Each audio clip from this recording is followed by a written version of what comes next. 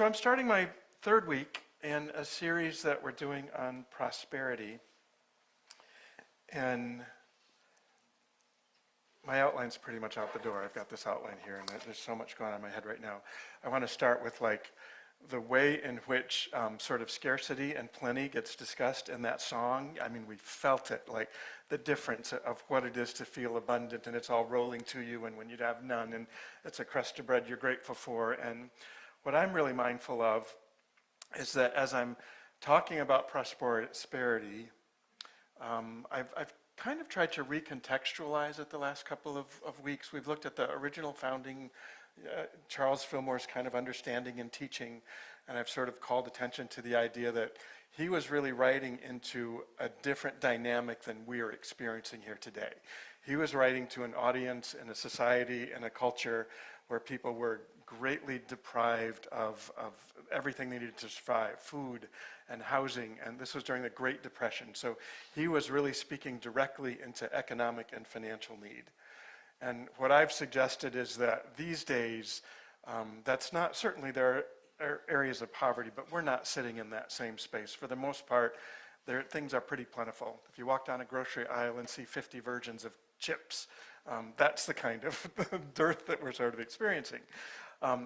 Where I believe that we're really experiencing scarcity, where I believe that we're impoverished these days particularly, is around faith.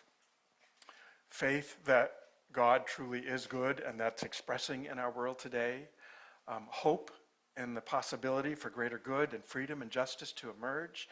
And so I've been sort of looking to apply the spiritual principles that Charles was teaching us to our circumstances today. And I've been just amazed at how beautifully those align. Like what he was teaching about spiritual principles in regard to finances absolutely applies to what we can use in our study and our practice of faith and hope and justice and freedom and all the qualities that seem to be lacking right now. That's the consciousness that we're landing in. And so yesterday, I've been really excited about applying these principles, and yesterday when another shooting in Minnesota happened, I was sort of instantly back into that dearth of faith, that space of really being, well, what are some of the feelings? Outraged, that sense of injustice, that tremendous amount of anger and fear, and all of that sort of comes rushing up, and that's what my experience was in that moment. And so I'm like, all right, well, what does Charles have to say about that? And I've been kind of, a little bit egoically giving myself credit for helping in the evolution of Unity teachings that we're applying prosperity teaching around finance now to justice and freedom, and how cool is that of me?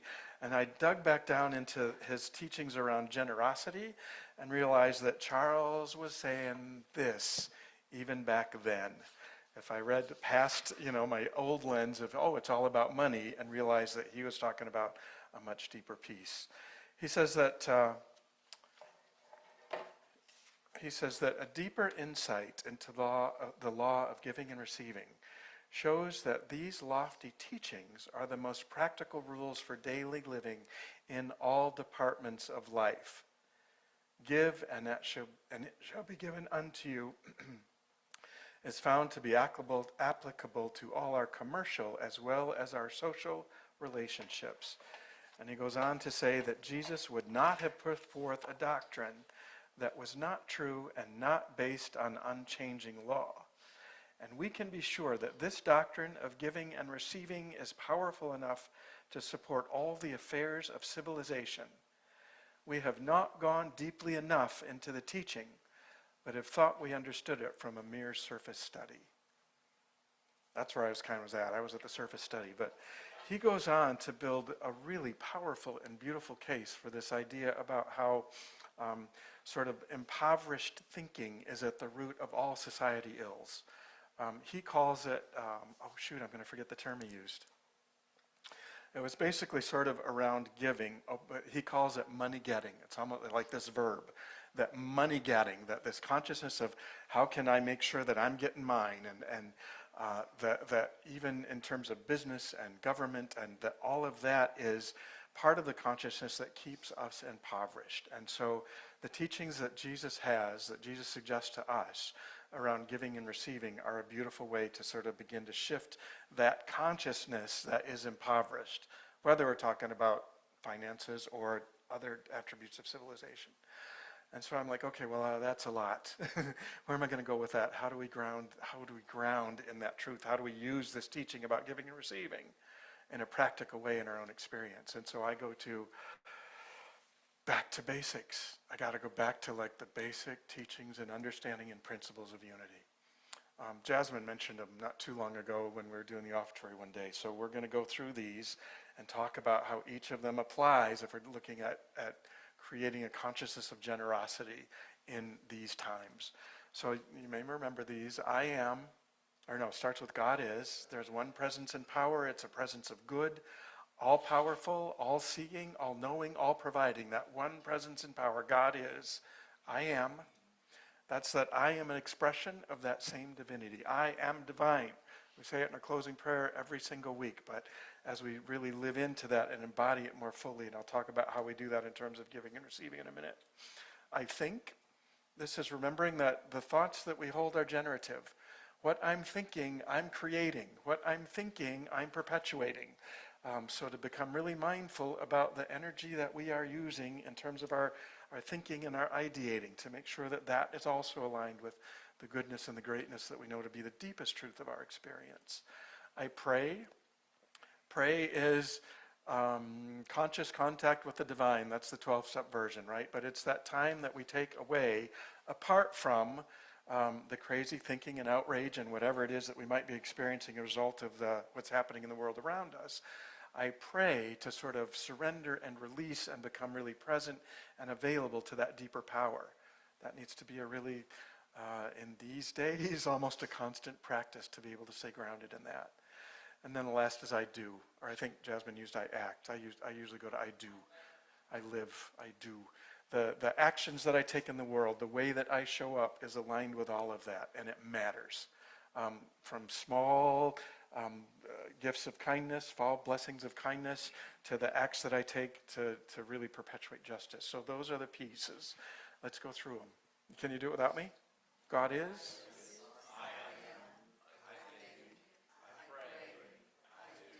That's cool. That's cool. So what and I'll get more to that when we get to the pray part, but I would like you to burn that in a new pathway so you're changing the neurocircuitry in your brain, and that when you start to feel yourself sliding into that outrage, that hate, and I'm not doing that as a way to like circumvent. There's still processing that needs to happen around the emotional context that we bring to this experience. But at some point, to be able to have a really clear and quick and easily accessible prayer to align with that sort of, infinite circuitry that's based in love is going to be really powerful. So let's begin with the God is piece.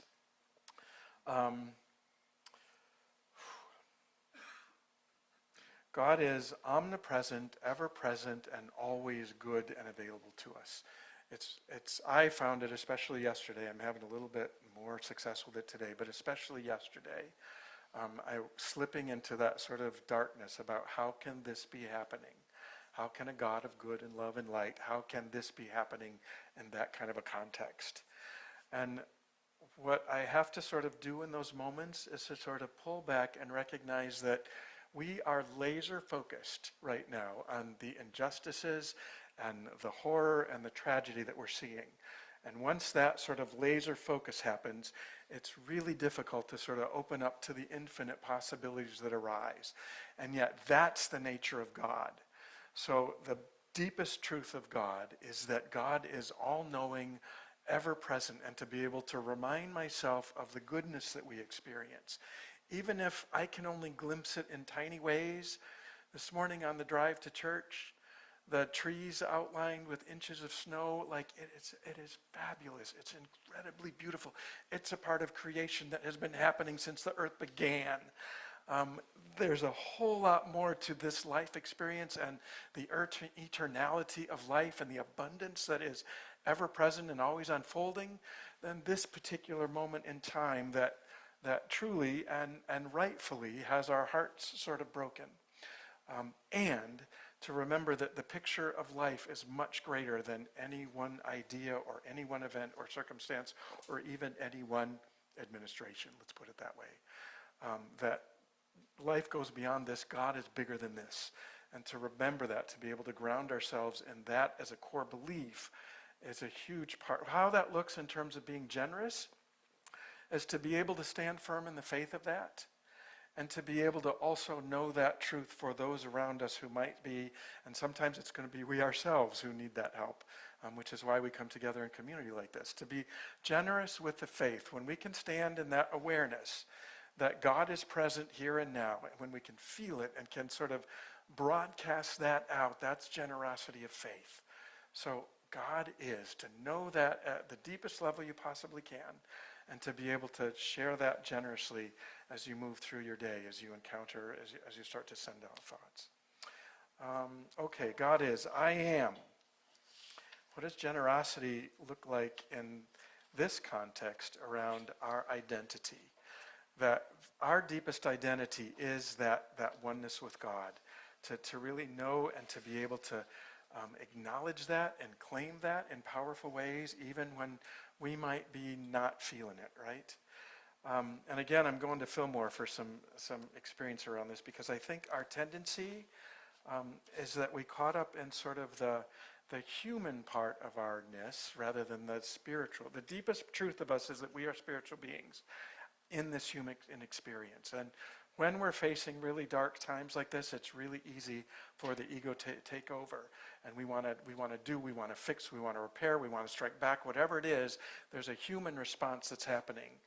And Fillmore has some really wonderful coaching about how to deal with that. He says, all true reform begins with the individual. Jesus began there. He did not clamor for legislation to control men or their actions. He called his 12 apostles and through them individually instituted that reform which has its basis and appeal to the innate intelligence, honesty, and goodness in every man. He told them, go ye into all the world and preach the gospel of all creation. I want to be clear, I'm not suggesting that that it's inappropriate for us to be out joining any of the protests, or to be calling for different legislations, or to be engaged in politics, right? I don't think Fillmore's saying that either here. What he is saying is that it starts by getting our own house in order. Our consciousness has to be sort of fully grounded in our divine identity, and that's the most powerful transformative energy that we can bring into any situation, into any circumstance. And so when he talks about sending the disciples out, and I think I've mentioned this before, but most of you are probably aware, that Fillmore taught that the 12 disciples actually represent 12 sort of facets or aspects of our own divinity and power. Things like wisdom and love and strength and imagination and power. Like, these are all faculties that we have. And what Fillmore is suggesting, that as we sort of align those, as we call forth those qualities and those powers, that's what we want to make sure that we're bringing. So, what's a good way to practice that in terms of your own I am identity? Well, zeal was a daily word today. We'll think about zeal. The quality of zeal that Mike read about during Daily Word was all about enthusiasm for life, right? All about waking up and being joyful. Here's the thing about the 12 powers, though.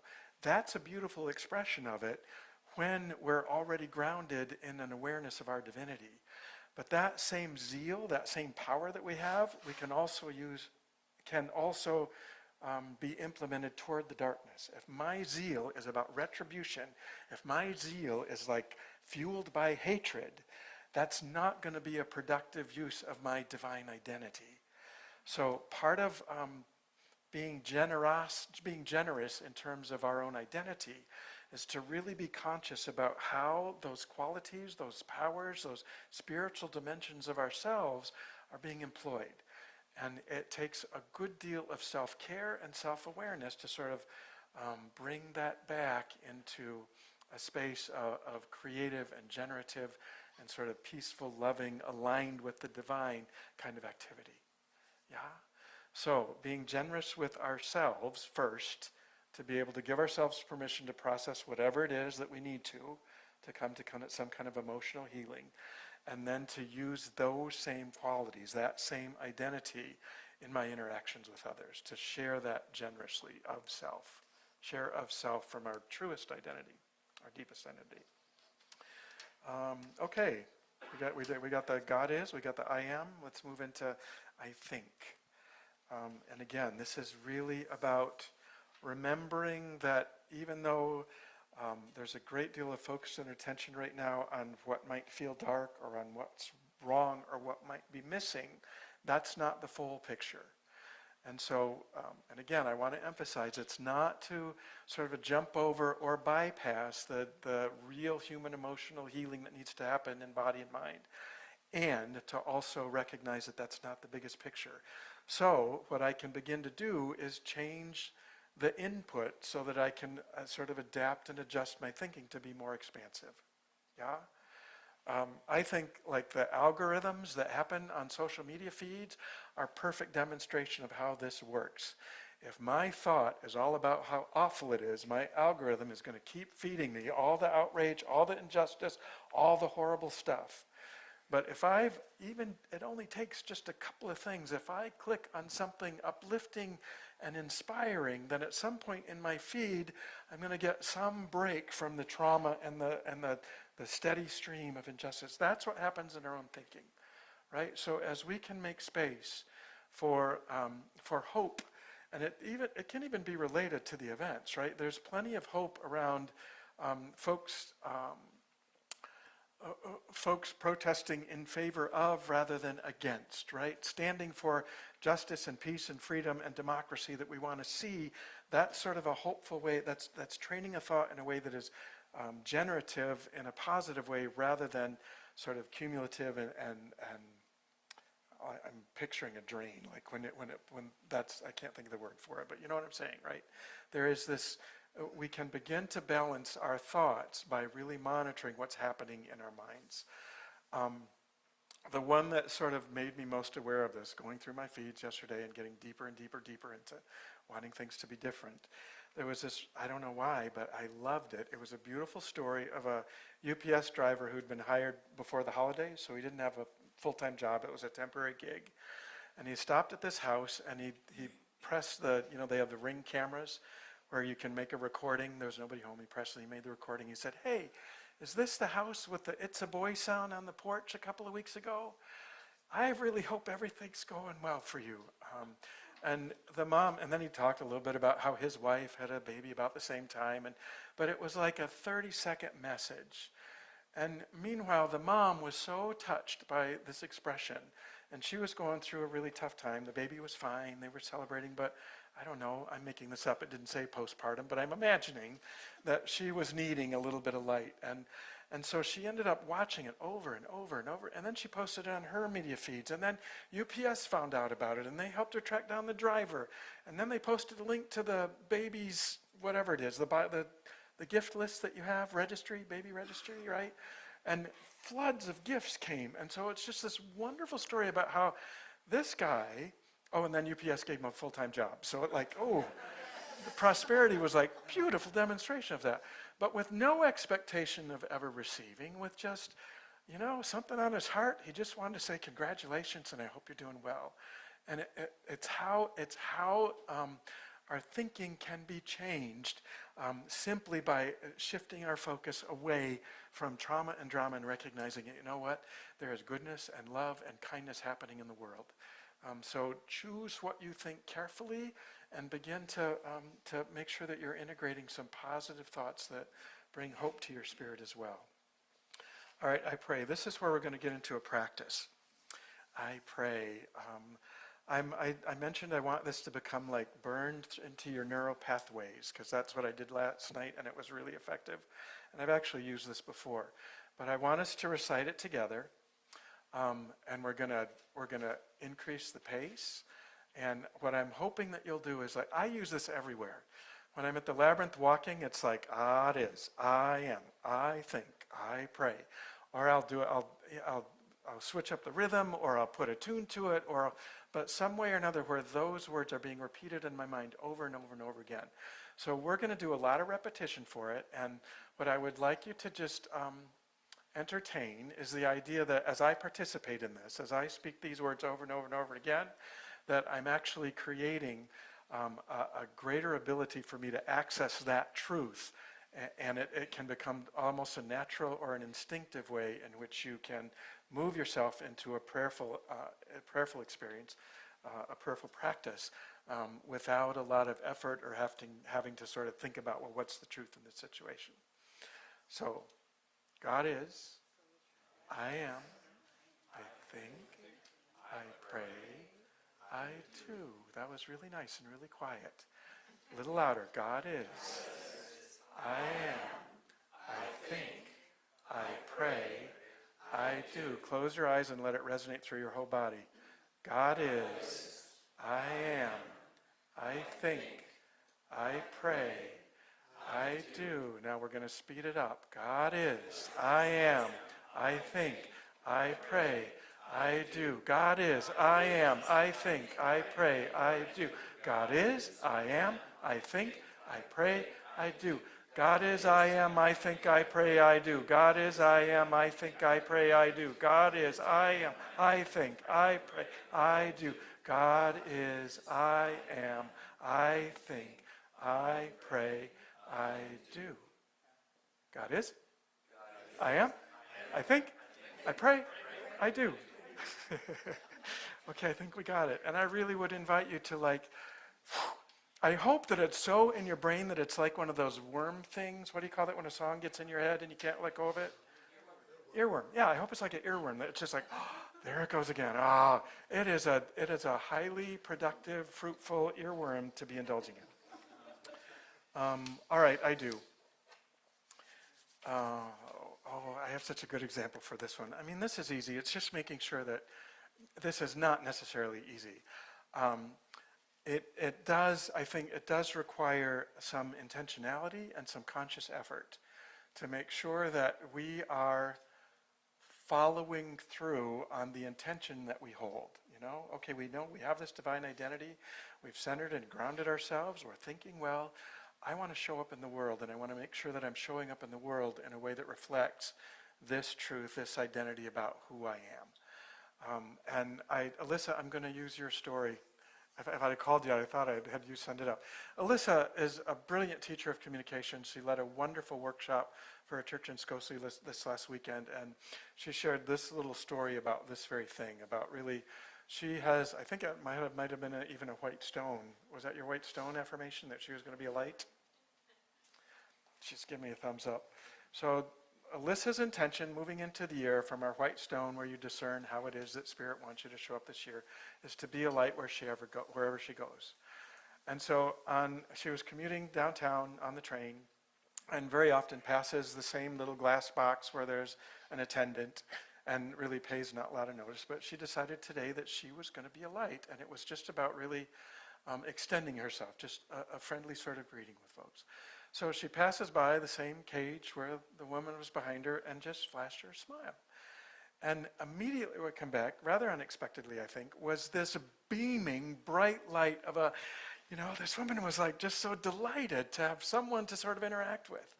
And Alyssa, the way she described it felt almost like it was a ricochet, like it bounced off her and came back. And the whole rest of her day, she was brightened by that one little interaction.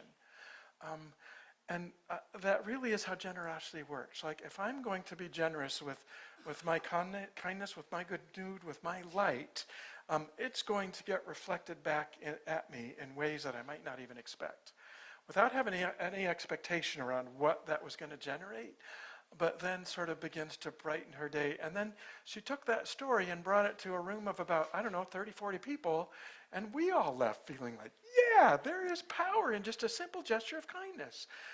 So a clear intention about being in integrity with our divinity and making sure that our actions, our thoughts, our words, our attitudes towards others are aligned with that is a beautiful, powerful way to be generous with our faith in an infinite God of possibility for greater good and the emergence of truth and justice arising out of all that we now see collapsing around us.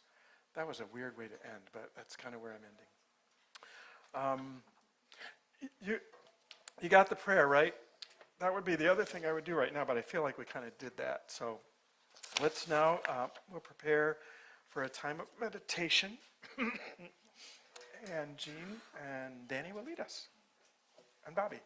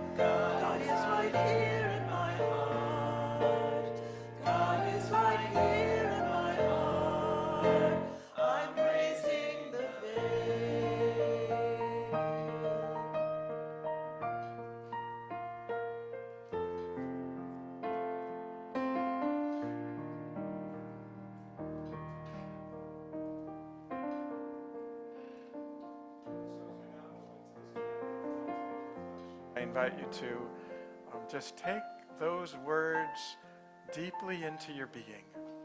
We've sung them out loud, we've expressed them, we've created a sort of vibrational quality.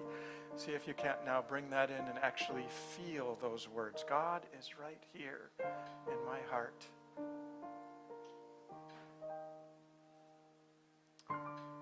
And in unity, what we know to be true is that God is not only right here in my heart, God is all there is.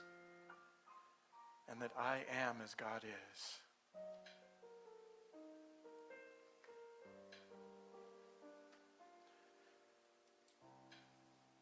I am as God is.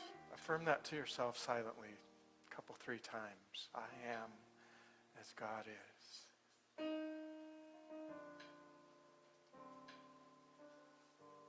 And as you take that in, as you allow that truth to kind of wash over you, I invite you to just turn your attention to what you might be holding in thought or in mind. Maybe there's still some residual concern or upset about events in Minneapolis. Maybe there's a sense of calm that you didn't feel before you arrived today. Maybe there's some insight that you want to be able to carry with you through the week. Just turn your attention to whatever that thought is.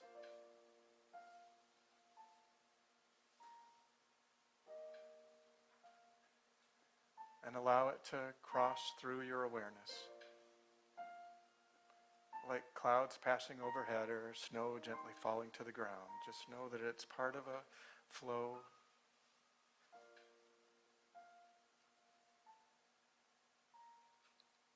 A flow of what is divine.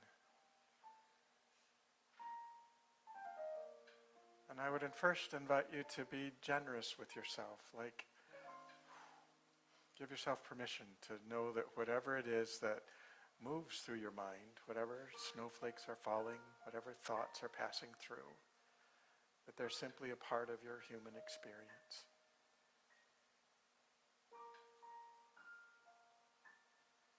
And then to know the deeper truth, that the thoughts that you choose to focus on, the thoughts that you choose to dwell on or to repeat in mind, that those are the thoughts that will outpicture in your life.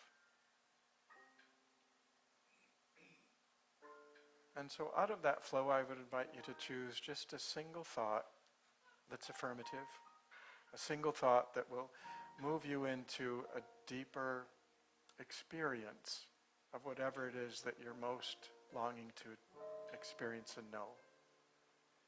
Peace or abundance or prosperity or wisdom or comfort, protection. Just know that all of these are qualities of the divine, qualities of God, and is that as you become more generous in your thinking of these thoughts, as they prevail in your thoughts, that they actually become an expression of the energy that you extend.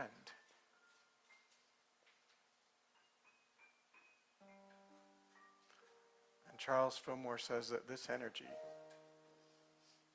this consciousness, is the deepest, most powerful work we can do to create heaven on earth.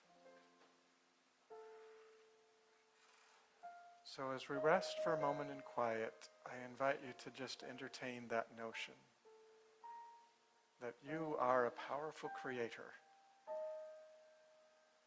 with the capacity to respond in ways that bring forth love and justice and truth and freedom. First in your own heart,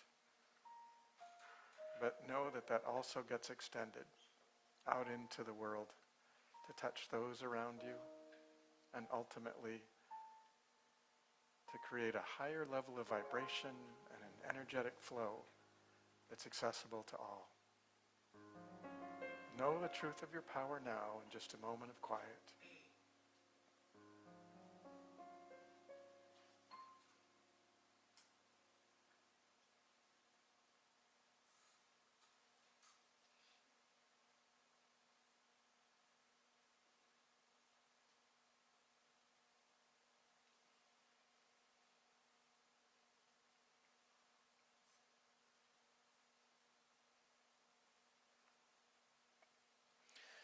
And so as I invite you to bring your attention back to this time and space, we'll close, with just one more recitation of our 5 basic principles together. God is, I am, I think, I pray, I do. And so it is. Amen.